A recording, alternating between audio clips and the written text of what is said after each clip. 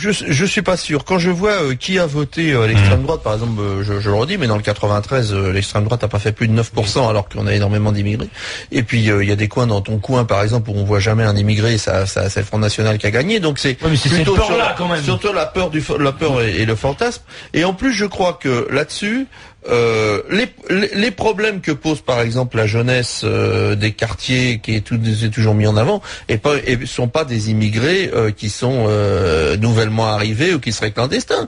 Ce sont des jeunes français qui sont d'origine immigrée, qui ont surtout la particularité d'être dans des endroits les plus pauvres de la France. Donc c'est pas tellement cette question-là. Et sur ce sujet-là, je trouve que François Hollande a eu j'avais pas pensé, mais effectivement, il a eu une idée qui est pas idiote pour démontrer quelque chose. Moi là où je vis, il y a énormément d'élus qui sont d'origine étrangère, énormément, que ce soit à Noisy, que ce soit à Bagnolet, à Montreuil, on a des élus qui sont maghrébins, qui sont oui, mais français. Mais justement, il a montré ces gens-là qui sont musulmans, qui sont parfois pratiquants, quand ils sont élus, ils ne sont pas élus pour leur communauté. Ils sont élus pour tous les Bagnoltais, pour tous les Noiséens. Parce qu'ils sont bien intégrés, mais tout le monde est bien intégré. La question n'est pas là. La question, moi je continue de dire que c'est pas parce que des immigrés voteraient en France que des immigrés, des étrangers immigrés voteraient en France, qu'automatiquement ils voteraient pour un parti spécifique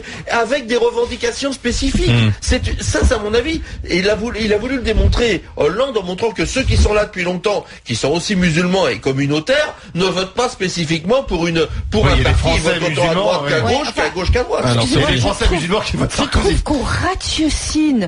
On est tous en train de se torturer les ménages pour savoir, alors il est français, pas d'origine, musulman mais pas pratiquant. Ah non, il est pas français mais il peut voter. C'est un cauchemar.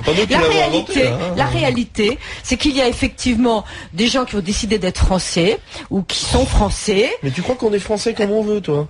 Je crois que... Tu crois que tu vas à la préfecture, tu dis bonjour, je voudrais être français, parce que ça fait 10 ans que je... Je voudrais terminer. Rappelle-toi, c'est très difficile d'être français. Écoute... ça changera pas grand-chose, c'est peut-être difficile d'être français. Il dort. Je pense qu'il y a... Et puis il y a eu la polémique sur les centres de rétention. Ouais.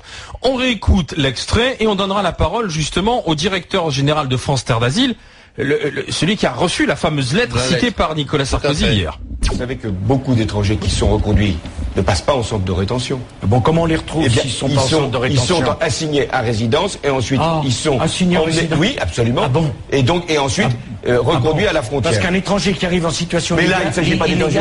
Il a une résidence et on va l'assigner dans sa résidence. Mais il arrive souvent que ces étrangers-là soient en France depuis plusieurs années. Donc ne laissez pas penser. Les assignations à résidence et puis les centres de rétention où Nicolas Sarkozy a mis en porte-à-faux François Hollande en lui disant: vous avez envoyé une lettre à France Terre d'Asile dans laquelle vous expliquez que ces centres de rétention, justement, qu'est-ce que vous allez en faire? Vous allez fermer. Alors justement, on voudrait savoir, Pierre-Henri, bonjour. Bonjour. Vous êtes le directeur général de France Terre d'Asile. Tout d'abord, avez-vous reçu une lettre de François Hollande?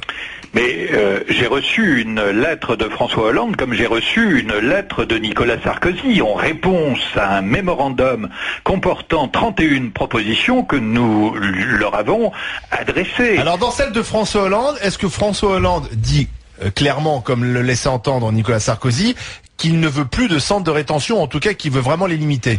En aucun cas, François Hollande n'a écrit qu'il souhaitait la disparition des centres de rétention. Il a simplement rappelé un principe constitutionnel qui est que dans une démocratie, la liberté est la règle et la rétention est l'exception. Ça, c'est un principe constitutionnel. Et puis, il s'est appuyé sur une directive européenne qui recommande des alternatives à la rétention, comme par exemple l'assignation à résidence. C'est déjà pratiqué dans un certain nombre d'autres pays européens, comme par exemple en Allemagne ou en Angleterre.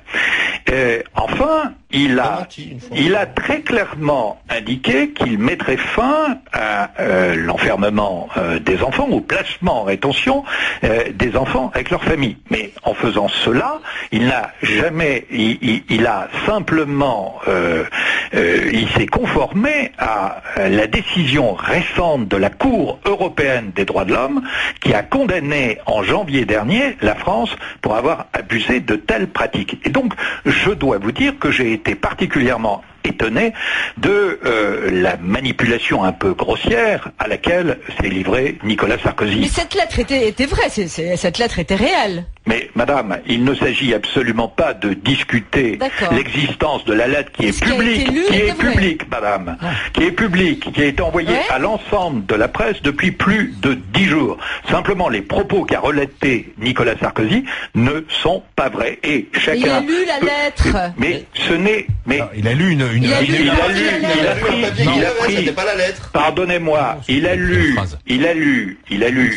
a retiré 3 mots d'une phrase et il en a conclu que le candidat François Hollande voulait supprimer les centres de rétention. Parce qu'il y a eu d'autres denis, monsieur, que ce que vous venez de nous il y a rien eu d'autre denis que ce que vous venez de nous expliquer.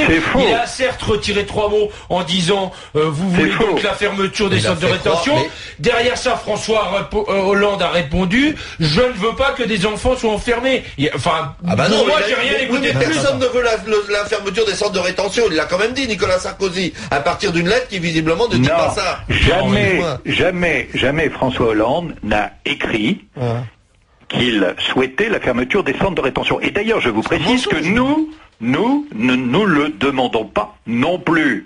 Et donc, les choses sont très claires. Donc, dire que François Hollande veut la fermeture des centres de rétention, c'est totalement absurde.